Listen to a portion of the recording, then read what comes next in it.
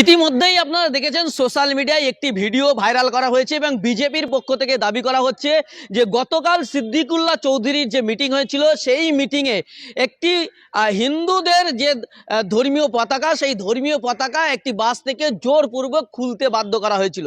আর এই নিয়ে রীতিমতো সোশ্যাল মিডিয়ায় বিজেপি ভাইরাল করছে। হ্যাঁ, যে ভিডিওটি আপনাদের স্ক্রিনে দেখাচ্ছি এই ভিডিওটা দেখা যাচ্ছে যে একজন বাস ড্রাইভার তার বাসের সামনে বাঁধা গেরুয়া পতাকা, যাতে হনুমান জয়ন্তীর ছবি রয়েছে, হনুমান ভাই যারা ইউজ করেন সেই পতাকা এখানে বাঁধা রয়েছে এবং সেইটাকে খুলে নিচ্ছেন একজন বাস ড্রাইভার।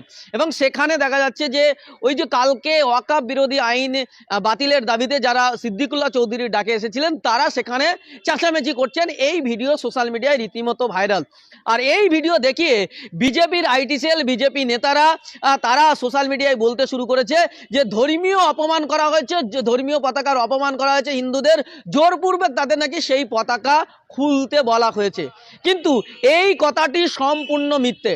হ্যাঁ, আমি বলছি এই কথাটি সম্পূর্ণ মিথ্যে, কারণ সেখানে যে ভিডিওটি সোশ্যাল মিডিয়ায় প্রকাশ করা হয়েছে সেই ভিডিওতে কোথাও বলতে দেখা যাচ্ছে না যা এই পতাকাটা খুলুন। কেউ যদি প্রমাণ দেখাতে পারে যে কেউ বলেছে যে এই পতাকাটা খুলুন, আমি সাংবাদিকতা ছেড়ে দেবো। কারণ ওখান থেকে একটু জাস্ট দূরে ছিলাম, যেই ঘটনাটা ঘটে তখনই আমি সঙ্গে সঙ্গে ওখানে আসি।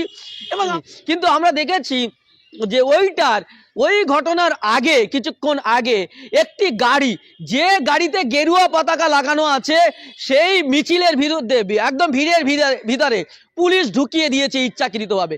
যখন সব গাড়ি দাঁড়িয়ে রয়েছে তখন একটা সাদা মারুতি গাড়ি, যাতে হনুমানের পতাকা লাগানো আছে, গেরুয়া পতাকা লাগানো আছে, যেটা হিন্দু ধর্মের প্রতীক, সেই পতাকা লাগানো আছে, সেই পতাকা লাগানো একটা গাড়ি, যে গাড়ির মাথার উপরে লাগেছে, সেই ভিড়ের মধ্যে ঢুকিয়ে দেওয়া হয়েছে।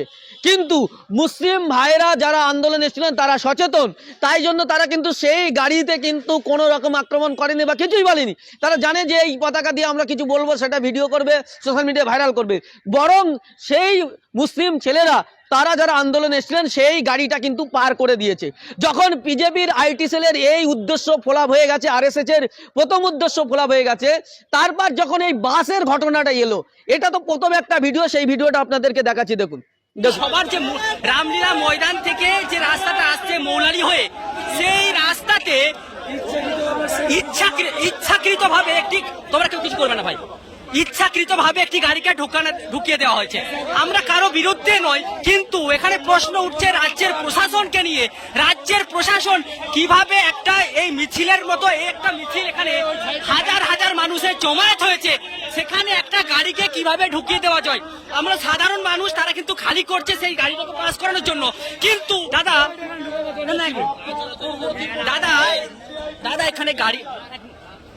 এখানে গাড়িটা কে ঢুকতে দিয়েছে? আমরা পেট্রোল পাম্পে তেল নিলাম, কিন্তু এখানে তো এত ভিড় ছিল, কেউ আটকালো না দাদা। কিন্তু পুরো রাস্তার জ্যাম, আমি তো যেতে পারবেন না। ডান দিকে যাওয়ার আছে, ওই রাস্তায় যাওয়ার আছে, পুরো ফুট তো জ্যাম আছে না। একটু রাস্তাটা ছেড়ে দাও তোমরা, না একটু ছেড়ে দাও রাস্তাটা ছেড়ে দাও।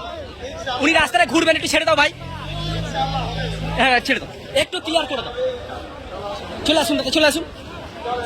একদম যাবার পর এবার কি হলো, যখন এখানে বিজেপির আইটি সেলের উদ্দেশ্য সফল হলো না, তারা আর একটা এজেন্ডা তৈরি করার চেষ্টা করলো। তারপর দেখা গেল যে বাস গাড়িগুলো সব দাঁড়িয়ে রয়েছে এবং সেখানে মানুষজন যাতায়াত করছে। যেহেতু রামলীলা ময়দান ছোট্ট জায়গা ছিল, জমায়েত এত বেশি মানুষের হয়েছিল, জায়গা ছিল না, রাস্তা একেবারে টইটুম্বার, মানুষের ভিড়, মানুষের কিন্তু দেখা যাচ্ছে যে উচ্ছ্বাস। এবং যেহেতু এই কালা কানুন, যে সরকার যে ওয়াকফ আইন নিয়ে এসছে, যে আইনে মুসলিমদের সমস্ত ধর্মীয় সম্পত্তি, অর্থাৎ এই যে মাদ্রাসা, মসজিদ, কবরস্থান, ঈদগাহ, দরগাহ, সেই সম্পদ কেড়ে নেবার একটা ষড়যন্ত্র, তাই সবাই কিন্তু এর প্রতিবাদ জানাচ্ছিলেন। আর স্বাভাবিকভাবে মানুষের মধ্যে একটা ক্ষোভ, একটা রাগ, একটা অভিমান, একটা তেজ ছিল। আর সেই তেজটাকে কাজে লাগিয়ে বিজেপি আইটি সেল এটা প্রচার করছে। সেই উত্তেজনা ছিল। আর সেই উত্তেজনায় ওই বাস ড্রাইভার সাধারণত তিনি ভেবেছেন যে হয়তো আমার গাড়িতে হনুমান পতাকা লাগানো রয়েছে, হয়তো আমার বাসে পাবলিক বাস চালাচ্ছি, হয়তো আক্রমণ হতে পারে। সে নিজে থেকে নিজে ভেবে সে নিজের মতো করে খুলে নিল সবাই। বরং ওখানে আরো ভিডিওতে আপনারা দেখতে পাবেন যারা ছিলেন ওখানে, যারা সিনিয়র মুসলিমরা যারা ছিলেন তারা বলছেন চলে যাও এখান থেকে, ছেড়ে দাও, এখান থেকে সরে যাও, এখান থেকে সরে যাও। ভিডিওতে 100 বার এই কথাটা শোনা যাচ্ছে, কিন্তু কোথাও আপনি ভিডিওতে দেখাতে পারবেন না বলা হয়েছে যে হনুমান পতাকা খোলা হোক। কেউ দাবি করেছে এই শব্দটা কেউ বলেছে, যদি আপনারা দেখাতে পারেন আমি সাংবাদিকতা ছেড়ে দেব। আর ওদিকে আমাদের আরামবাগের শফিকুল ইসলাম যে চিটিংবাজ, সারাদিন মিথ্যা খবর করে। ইতিমধ্যেই আমি শফিকুলকে বলছি, হ্যাঁ ডিয়ার শফিকুল ইসলাম ভাই, আমি তোমাকেই বলছি ইতিমধ্যেই তোমার চিটিংবাজি একবার ফাঁস করেছি, কারণ তুমি প্রচুর মিথ্যা কথা বলো। তুমি একেবারে ওই বিজেপির মুখপাত্রের মতো কাজ করছো, আরএসএস এর, যে বাংলায় দাঙ্গা লাগানোর জন্য। এটা কিন্তু মানুষের কাছে পরিষ্কার। তাই তুমি যদি বড় সাংবাদিক হয়ে থাকো ভাই, আমরা যেমন পাবলিক প্লেসে রিপোর্টিং করি, তুমি যদি বড় সাংবাদিক হয়ে থাকো পাবলিক প্লেসে একবার রিপোর্টিং করতে এসো। মানুষ তোমাকে একটু দেখতে চাইছে তুমি কত বড় সাংবাদিক, একটু পাবলিক প্লেসে এসে একটু রিপোর্টিং করো। ওই ঘরের ভেতর লুকিয়ে লুকিয়ে ওই মিথ্যাচার, দাঙ্গা বাঁধানো, ওই চুরি পরে বসে থাকবেন না। কিন্তু বলছে এটা মিনি পাকিস্তান কলকাতাটা। যখন মসজিদের উপরে দাঁড়িয়ে উঠে মসজিদের মাইক ফেলে দিয়ে যখন গেরুয়া পাতা লাগানো হয়, তখন তোমার কি চোখ অন্ধ থাকে? তুমি চোখ বন্ধ করে থাকো নাকি তখন দেখতে পাও না? তখন তোমার মনে হয় না এটা মিনি নেপাল? তখন তোমার মনে হয় না? গোটা বাংলার বিভিন্ন প্রান্তে কিন্তু থানা ইতিমধ্যে লিখিত অভিযোগ হচ্ছে। এবং যারা এই ভিডিওটি দেখছেন আপনাদের সকলের কাছে অনুরোধ করব, এই শফিকুল ইসলামের মতো যারা আছে সবার বিরুদ্ধে, যারা প্রতিদিন মিথ্যাচার করছে, যে প্রতিনিয়ত আপনারা বিভিন্ন থানায় তাদের বিরুদ্ধে মামলা করুন, এফআইআর করুন প্রতিনিয়ত। ও মামলায় ছুটতে ছুটতে যেন ওর কাজ করার সময় না পায়, এদেরকে এইভাবে শাস্তি দিতে হবে। টাকা নিয়ে মিথ্যাচার করছো, বাংলায় অশান্তি লাগানোর চেষ্টা করছো, মুসলিম নাম নিয়ে মুসলিমদের বিরুদ্ধে কুৎসা রটাচ্ছ, এর বিরুদ্ধে কিন্তু বাংলার মানুষ সোচ্চার হচ্ছেন। এবং আপনাদেরকে বলছি এই ভিডিওটি বেশি শেয়ার করতে হবে, কারণ এই যে বিজেপির আইটি সেল, বিজেপির নেতারা, তারপরে আইটি সেলের প্রধান অমিত মালব্য, তিনি সোশ্যাল মিডিয়ায় টুইট করছেন, তিনি সোশ্যাল মিডিয়ায় পোস্ট করছেন নাকি ওই আশপাশে কয়েকশো পুলিশ ছিল, তাদেরকে জিজ্ঞাসা করুন কেউ ওই পতাকা খুলতে বলেছে কিনা। যদি খুলতে বলে তাদের বিরুদ্ধে আইনি ব্যবস্থা নিন, কিন্তু এটা মিথ্যা কথা, কেউ তাকে খুলতে বলেনি।